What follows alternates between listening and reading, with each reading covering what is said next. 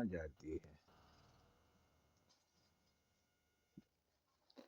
हजारों लोग प्रतिदिन मर रहे हैं धरती पर और हजारों लोग जन्म भी ले रहे हैं, तो आत्मा कहाँ जाती है मरकर और कहाँ से आके जन्म लेती है।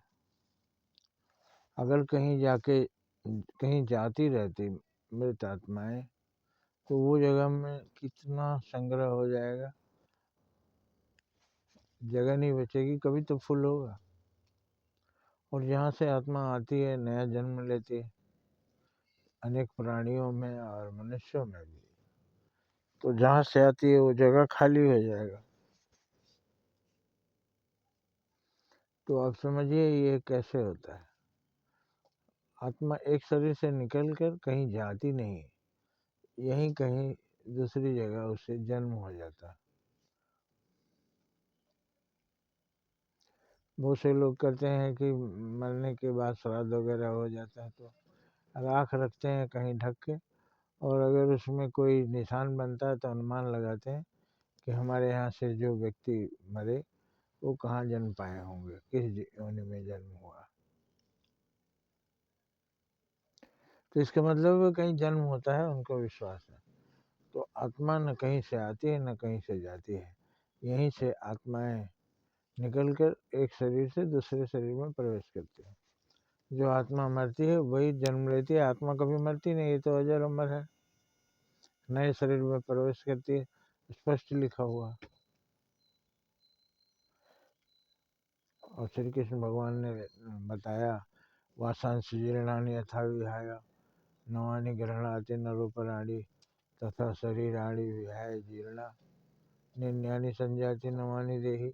जैसे आदमी अपने पुराने वस्त्र त्याग कर नए वस्त्र धारण करता है, उसी तरह से आत्मा एक शरीर से दूसरे शरीर में प्रवेश करती है। किसी कारण से नष्ट हो गया, उम्र होने से, बीमारी होने से, मरने की कोई तिथि किसी को पता नहीं है कब किस अवस्था में कौन मरेगा। तो भगवान ने बता दिया, हम कपड़े बदलते हैं, आत्मा शरीर बदलती है।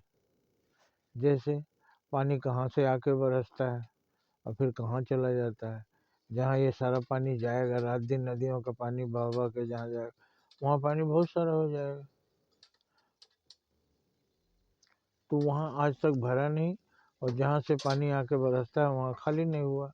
इसका मतलब नदियों का पानी सागर में जाता है, और सागर हमारे धरती से 3 गुना बड़ा है, तो उसका पानी भाप बनकर उड़ता रहता है आकाश में, वही आके बरसता है।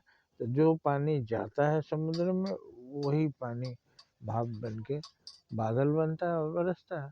तो इसका मतलब एक चक्र है, जन्म मृत्यु एक चक्र है। आत्मा अमर है, शरीर नष्ट होते रहता है। ऐसा है, आप समझ गए होंगे। इसके बीच का जो विधि विधान है, मृत आत्माओं का जो तमाम संस्कार करते हैं, जन्म लेने वाले का भी तमाम संस्कार करते हैं, वो इधर हमारा अपनी व्यवस्था है, लेकिन भगवान की व्यवस्था है। आत्मा एक शरीर से निकलकर दूसरे शरीर में प्रवेश करती है, अपने कर्मों के अनुसार उसे शरीर मिलता है।